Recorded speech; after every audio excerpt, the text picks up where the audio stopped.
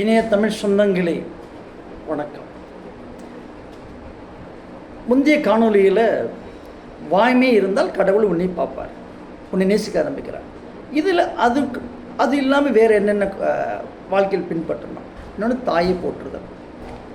யார் ஒருவர் தாயை தன் வீட்டின் நடமாடு தெய்வமாக பார்க்கிறார்களோ, தாய் மறைந்த பின்பும் நம் வீட்டை நின்று காக்கும் தெய்வம் என் தாய் என்று தாயை வணங்குகிறார்களோ, அவர்களை கடவுள் நேசிக்க ஆரம்பிக்கிறார்.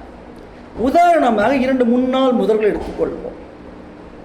ஒருவர் தன்னுடைய பூஜை அறையிலேயே தாய் தந்தையினுடைய புகைப்படையை வைத்து காலம் ஃபுல்லாக வணங்கினார் தெய்வமாக. அவர் சொல்கிறார், வீட்டுக்குள் என் தாய் தான் தெய்வம், வீட்டுக்கு வெளியே 1000 சாமிகளை நான் பிரார்த்தனை செய்தாலும் வீட்டுக்குள்ளே என் தாய் தான் தெய்வம், என் வீட்டை நின்று காக்கும் தெய்வம் என் தாய். இன்னொரு முதல்வர் வீட்டில் அவங்க அம்மா மறைந்த பிறகு ஒரு உருவ சிலை வச்சுருந்தார். இவர் என்ன செய்வார்னா, வீட்டுக்கு போகும்போது அந்த அம்மா கிட்ட போய் சொல்லிட்டு போகிறார், அம்மா நான் இந்த இடத்துக்கு போகிறேன். வந்துட்டு சொல்லுவார், அம்மா இங்கே போனம்மா, இதெல்லாம் நடந்தது, இதெல்லாம் நல்லது நடந்தது, இந்த மாதிரியாக நடந்துச்சு, மனசு கஷ்டமாகி போச்சு, மனசு ஆனந்தமாகி போச்சு, எல்லாத்தையும் தந்தாய் சொல்லிவிட்டு தான் உள்ளே செல்வார். அது உருவச்சிலை தான். ஆனால் அவருக்கு அதுதான் தாய். இருவரிடம் இருக்கும் ஒரு சிறந்த பண்பு என்னவென்றால், இருவரும் வீட்டுக்குள்ளே தங்கள் தாயை தான் நடமாடும் தெய்வமாக, நின்று காக்கும் தெய்வமாக வணங்கினார்கள்.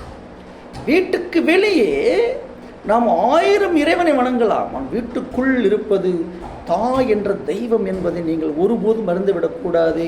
அந்த தாயை வணங்குவவர்களை கடவுள் நேசிக்க ஆரம்பிக்கிறார். கடவுள் தாயை வணங்காமல் எத்தனை சாமி கும்பிட்டாலும் ஒரு பிரயோஜனம் இல்லை என்பதை உறுதிபட சொல்லுகிறேன். அந்த வீட்டில் பூஜைகளில் புகைப்பட வச்சு வணங்கினவர் புரட்சித் தலைவர் எம்ஜிஆர் அவர்கள். உருவச்சிலை வணங்கினவர் முத்தமிழர் கலைஞர் அவர்கள்.